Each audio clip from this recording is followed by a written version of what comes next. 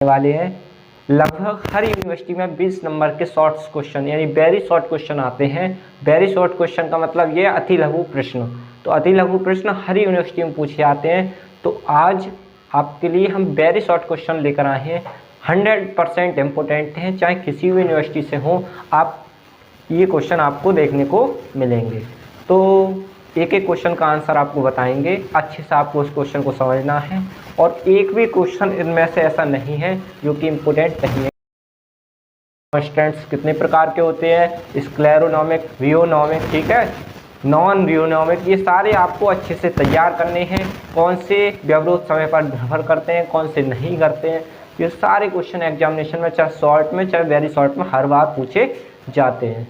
तो देखिए ध्यान से, क्षयकारी व्यवरोध क्या होता है, तो सुनिए ध्यान से। जब जो व्यवरोध होता है बल के रूप में कार्य करता है, यानी कह सकते हो जब फोर्स कांस्टेंट किसी बॉडी पर लगता है तो वही हमारा क्षयकारी व्यवरोध कहलाता है। यानी जब किसी बल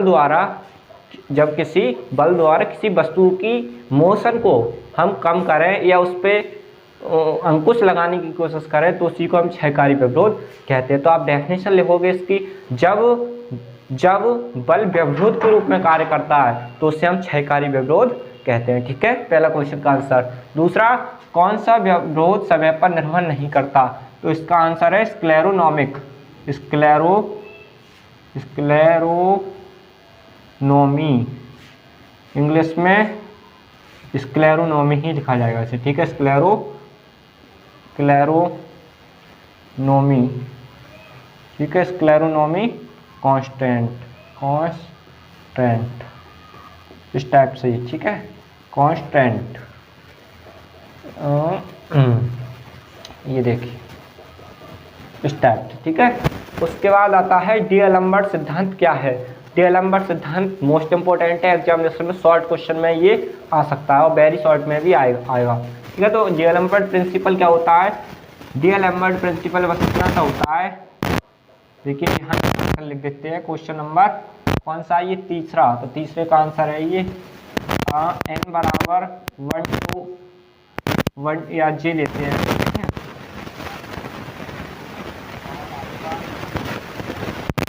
Fi minus P vector I और del R vector I equal to 0, यही हमारा डी-एलम्बर्ट प्रिंसिपल होता है, ठीक है।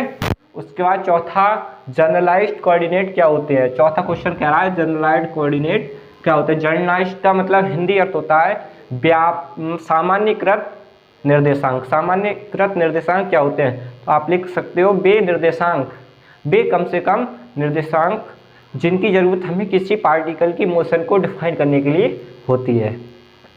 तो हम इसकी डेफिनेशन लिखेंगे, किसी पार्टिकल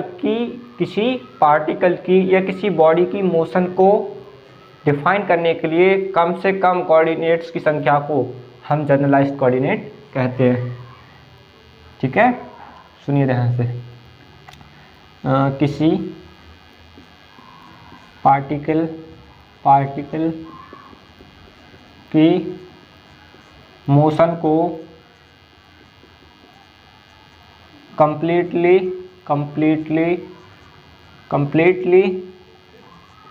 डिस्क्राइब करने के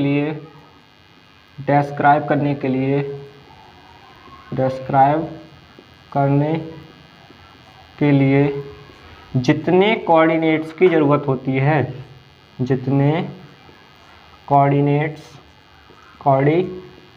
की ज़रूरत होती है, आवश्यकता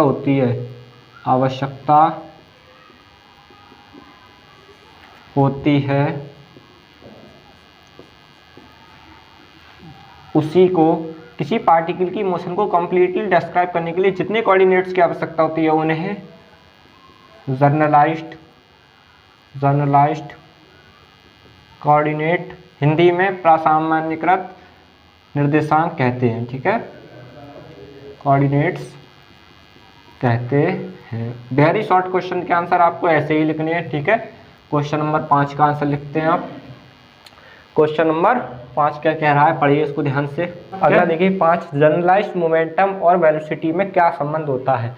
जनरलाइज्ड मोमेंटम और वेलोसिटी में क्या संबंध होता है। तो इसमें देखिए ध्यान से ये होता है, हाँ देखिए ये क्या पूछा है, मोमेंटम पी से दिखाते हैं मोमेंटम को, ठीक है। Del P vector equal to del T upon P के लिख सकते हो आप इसको डेल क्यू, और इसका डिफ्रेंसिएशन ये रिलेशन होता है, ठीक है। ये आपको याद रखना है। क्वेश्चन नंबर 6 देखते हैं। क्वेश्चन नंबर 6 कह रहा है डिग्री ऑफ फ्रीडम क्या है। डिग्री ऑफ फ्रीडम क्या होती है, उन दिशाओं की संख्या कम जिनमें कोई पार्टिकल फ्रीली मूव कर सकता है। कम मतलब उन दिशाओं की संख्या जिनमें कोई पार्टिकल फ्रीली मोशन कर सकता है, उसी को हम कहते हैं डिग्री ऑफ फ्रीडम, ठीक है। डिग्री ऑफ फ्रीडम किसे कहते हैं, कम से कम मतलब दिशाओं की वह कम से कम संख्या जिसमें कोई पार्टिकल फ्रीली यानी स्वतंत्र रूप से गति कर सकता है, उसी को हम डिग्री ऑफ फ्रीडम कहते हैं, ठीक है। अगला क्वेश्चन, वर्चुअल वर्क क्या है। वर्चुअल वर्क यानी आभासी कार्य किसे कहते हैं। वर्चुअल का मतलब डिग्री ऑफ फ्रीडम को हिंदी में कहते हैं स्वतंत्रता की कोटि, और वर्चुअल वर्क को कहते हैं आभासी कार्य। जब वर्चुअल फोर्स द्वारा किसी वस्तु पर आभासी यानी जब किसी वस्तु पर कई बल लगाए जाएं, आप ऐसे समझें इसको। वर्चुअल वर्क क्या है, जब किसी हम पार्टिकल पे या बॉडी पे, किसी बॉडी पर अगर हम कई बल लगाएं एक साथ, किसी सिस्टम पर कई साथ बल लगाएं, तो उसमें ना के बराबर यानी कह सकते हो आप बहुत ही कम विस्थापन हो, यानी कई सारे फोर्स उस पर एक साथ लगाए जाएं और उसकी स्थिति में बहुत ना के बराबर परिवर्तन हो, यानी वस्तु बहुत ना के बराबर विस्थापित हो, तो उसी को हम वर्चुअल वर्क कहते हैं। क्योंकि वर्चुअल का मतलब यहाँ जो विस्थापन होता है वो वर्चुअल होता है, आभासी विस्थापन होता है। तो जब किसी वस्तु पर बल लगाएं और उसमें एक आभासी विस्थापन हो, तो उसी को हम वर्चुअल वर्क कहते हैं, आभासी कार्य कहते हैं, ठीक है। तो उसके बाद अगला क्वेश्चन, क्वेश्चन नंबर 8, एक रिजिड बॉडी को शो करने के लिए कम से कम कितने निर्देशांकों की जरूरत होती है। तो किसी वस्तु को शो करने के लिए कम से कम 6 निर्देशांकों की जरूरत होती है। एक तो होती है आपकी स्थिति का मतलब मोमेंटम द्वारा दिखा सकते हो आप, ठीक है, संवेग द्वारा, और दूसरी उसकी वेलोसिटी द्वारा, ठीक है, किस दिशा में किस हिसाब से वो गति कर रहा है। तो कम से कम 6 निर्देशांकों की जरूरत होती है, ठीक है। फिर इसमें इसका डिस्क्राइब किया गया है, ठीक है। उसके बाद अगला क्वेश्चन 9 नंबर, यौगिक पेंडुलम के लिए वाइब्रेशन पीरियड क्या होता है। यौगिक पेंडुलम के लिए वाइब्रेशन पीरियड क्या होता है। यौगिक पेंडुलम के लिए वाइब्रेशन पीरियड का मतलब ये है कि जो हमारा यौगिक लोलक होता है उसके लिए जो कंपन करने का आवर्त काल होता है वो कितना होता है। तो आप लिख सकते हो क्वेश्चन नंबर कितना है ये 9, तो 9 का आंसर लिख सकते हो आप T बराबर √2π √L² plus K² upon G, ठीक है। इस टाइप से ये होता है। क्वेश्चन नंबर 9 का ये आंसर है, ठीक है। अब क्वेश्चन नंबर 10 देखिए। क्वेश्चन नंबर 10 कह रहा है कंजर्व सिस्टम के लिए लैग्रांजियन इक्वेशन क्या है। यानी संरक्षित निकाय के लिए लैग्रांजेस इक्वेशन क्या होती है। लैग्रांजेस फॉर्मेशन, हैमिल्टन फॉर्मेशन, ये सब यूनिट हैं, उनमें से ये क्वेश्चन है, ठीक है। तो ये लैग्रांजेस जो इक्वेशन होती है कंजर्व सिस्टम के लिए वो याद कर लीजिए, मोस्ट इम्पोर्टेंट है, एग्जामिनेशन में आती है, अच्छे से याद करना है इसको, ठीक है। इसको याद कर लीजिए, d/dt और ये del L vector upon del Q K, ठीक है, minus del L upon del Q K, ठीक है, इक्वल टू 0, ठीक है। ये होती है आपकी संरक्षित निकाय के लिए लैग्रेंजेस समीकरण, ये आपको याद रखनी है। उसके बाद क्वेश्चन नंबर 12, यदि QK एक साइक्लिक कोऑर्डिनेट है, यानी जो QK है ये एक चक्रीय निर्देशांक है, क्या है ये चक्रीय निर्देशांक है, तो del L upon del QK का मान क्या होगा। तो याद रखिए जब कभी भी कंडीशन बनती है क्वेश्चन नंबर 11 कि del L upon del QK, यहाँ ये शायद किधर का ये क्वेश्चन ये है, बराबर 0 होगा। जब ये जो QK होगा वो चक्रीय होगा, तब QK क्या होना चाहिए, चक्रीय, ठीक है। तो इसका मान 0 होगा, आप इसे याद रखना। क्वेश्चन नंबर उसके बाद हाँ जी, क्वेश्चन नंबर देखिए ध्यान से। हाँ जी, किधर गया? यौगिक लोलक के लिए लैग्रांज समीकरण लिखिए। ये क्वेश्चन नंबर ये 10 है, ठीक है। ये क्वेश्चन नंबर 12 का आंसर है, ठीक है, क्वेश्चन नंबर 12। उसके बाद क्वेश्चन नंबर 13 देखिए, हैमिल्टोनियन फंक्शन के लिए सूत्र लिखो। हैमिल्टोनियन फंक्शन यानी हैमिल्टन फलन। हैमिल्टन फलन मोस्ट इंपोर्टेंट है। हैमिल्टन फलन की जो प्रूफमेंट है, इसका कैसे आती है इक्वेशन, कैसे ये फलन आता है, उसको आपको अच्छे से समझ लेना। ये एग्जामिनेशन में 100% आता है हैमिल्टन फंक्शन। तो हैमिल्टन फलन का जो मान होता है, जो सूत्र होता है, वो अच्छे से याद कर लीजिए। देखिए ध्यान से। हाँ देखिए, डेल पी के क्यू के माइनस एल इक्वल टू 0 ये होता है। इसको आप लिख सकते हो, यहाँ आई जे भी लिख सकते हो, ठीक है, जे लिख लीजिए, कोई प्रॉब्लम की बात नहीं है, जे, ठीक है। और यहाँ जो जे का मान होता है 1 से लेके n तक होता है। तो ये है हमारा मोस्ट इम्पोर्टेंट हैमिल्टोनियन फंक्शन। ये क्या है? Hamiltonian function. और इसी को हम न्यूनतम संक्रिया का नियम भी कहते हैं। न्यूनतम संक्रिया का नियम भी यही है, ठीक है। अगला क्वेश्चन देखिए, कहाँ है क्वेश्चन? ये 13 हो गया। क्वेश्चन, हैमिल्टन के गति समीकरण क्या होते हैं? ये क्वेश्चन शॉर्ट में आएगा, वेरी शॉर्ट में। तो ये शॉर्ट में, वेरी शॉर्ट में आपको केवल इक्वेशन लिखनी है, लेकिन शॉर्ट में जब ये आएगा, शॉर्ट में या लॉन्ग में, तो इसकी पूरी प्रूफमेंट पूछेगा कि हैमिल्टोनियन जो हैमिल्टन है उसके गति समीकरण क्या है, मोशन की इक्वेशन। उसके लिए आपको प्रूफ करके ये लानी होगी, ठीक है। तो फिलहाल इसको हम शॉर्ट में समझ रहे हैं, तो शॉर्ट में ही इसका आंसर लिख देते हैं। क्या है ये? हैमिल्टन के गति समीकरण। क्वेश्चन नंबर 14 है। ये कौन सा किधर गया? क्वेश्चन नंबर 13 था ये, ठीक है, 13। अब क्वेश्चन नंबर 14 है। क्वेश्चन नंबर 14 ये है कि हैमिल्टन के गति समीकरण। तो आपको अच्छे से याद रखना है, del H upon del P del Q के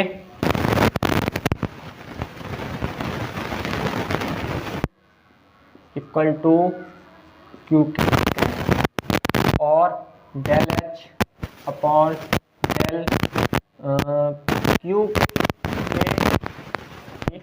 क्यू है केवल, ठीक है, Q K equal to minus ये, ठीक है। ये इसकी गति समीकरण, ठीक है, ये है, अच्छे से उसको समझ लेना। तो पहली इक्वेशन ये, दूसरी इक्वेशन ये, गति की 2 समीकरण होती हैं, ठीक है, हैमिल्टन की, क्या हमें समझते होंगे। उसके बाद आगे देखिए, क्वेश्चन नंबर क्या रहा है अगला, हैमिल्टन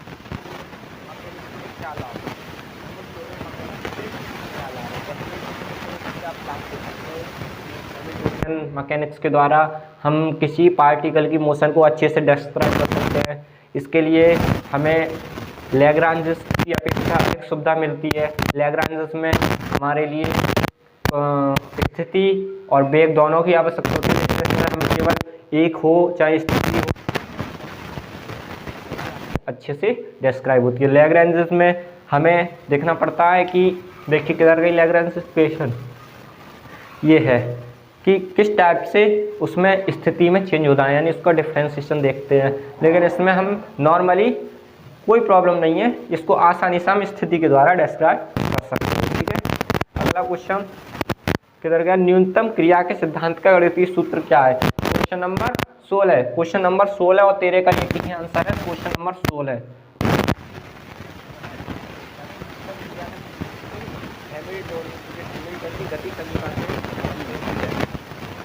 ये क्वेश्चन नंबर 16 ये है। हैमिल्टन सूत्र, जो हैमिल्टन फलन है उसी को हम न्यूनतम क्रिया का सिद्धांत कहते हैं, ठीक है। हैमिल्टन फलन को ही न्यूनतम क्रिया का सिद्धांत कहते हैं, ठीक है। Question number 16। अगला क्वेश्चन 17, यदि दो बॉडी के जो मास हैं m1 और m2 है। क्वेश्चन नंबर 16 कह रहा है, सॉरी क्वेश्चन नंबर 17, यदि दो बॉडी के मास m1 और m2 हैं तो इनका रिड्यूस्ड मास क्या होगा? दो वस्तुओं के द्रव्यमान m1 और m2 हैं, उनका रिड्यूस्ड मास, यानी कि रिड्यूस्ड मास का मतलब क्वेश्चन नंबर 17 है ये। अब इसको रफ कर देते हैं, ठीक है, जब तक आप इसका स्क्रीनशॉट लें, ठीक है, देखिए ध्यान से। अब ये पूछ रहा है दो वस्तुओं के द्रव्यमान m1 और m2 है, 17 नंबर का ये आंसर है। ठीक है, m1 m2 है तो इसका रिड्यूस्ड मास को हिंदी में कहते हैं समन्वित द्रव्यमान। तो दो वस्तुएं हैं जिनका द्रव्यमान m1 m2 है, तो उनका समन्वित द्रव्यमान क्या होगा? तो समन्वित द्रव्यमान को हम दिखाते हैं म्यू से, यानी रिड्यूस्ड मास को हम म्यू से दिखाते हैं m1 m2 upon m1 plus m2, इसका ये सूत्र होता है। ठीक है, क्वेश्चन नंबर 18 देखिए। क्वेश्चन 18 कह रहा है किसी कक्षा का आकार किस पर निर्भर करता है? कोई कक्षा है, किसी ग्रह या उपग्रह की कोई कक्षा है तो उसका आकार किस पर निर्भर करेगा? तो आप लिख देना किसी कक्षा का आकार ग्रह के संवेग और ऊर्जा पर निर्भर करता है। तो क्वेश्चन नंबर 18 का आंसर लिखेंगे किसी ग्रह का आकार उसके संवेग और ऊर्जा पर निर्भर करता है। ऊर्जा पर निर्भर करता है। ठीक है, निर्भर करता है। Question number 19।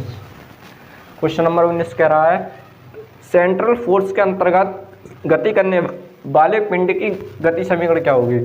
सेंट्रल फोर्स का मतलब केंद्रीय बल के अंतर्गत कोई पार्टिकल, कोई बॉडी मूव कर रही है तो उसके लिए गति समीकरण क्या होगी? ये तो आपने 4th सेमेस्टर में भी पढ़ा होगा, मैथ होगी आपके पास। तो देखिए ध्यान से, इसके लिए क्या पूछ रहा है ये? हाँ, गति समीकरण लिखिए। तो इसके लिए गति समीकरण होती है, आपको अच्छे से याद करनी है, del square U upon del theta square plus U equal to F upon under root mu H square U square. ठीक है, ये जो है म्यू है ये कांस्टेंट है। ठीक है, ये क्या कांस्टेंट, अगर आप म्यू ना भी लिखें तो अभी कोई प्रॉब्लम की बात नहीं है। तो यही इसका समीकरण होता है। Question number 20। क्वेश्चन नंबर कह रहा है यदि किसी उपग्रह का अधिकतम और न्यूनतम वेग OV1 OV2 है तो इसकी उपकेंद्रता क्या होगी? यानी किसी ग्रह, कोई ग्रह उपग्रह है, कोई उपग्रह मान लीजिए, तो उपग्रह का अधिकतम वेग OV1 है और न्यूनतम वेग OV2 है, तो उसकी उपकेंद्रता क्या होगी? ठीक है, इसेंट्रिसिटी क्या होगी?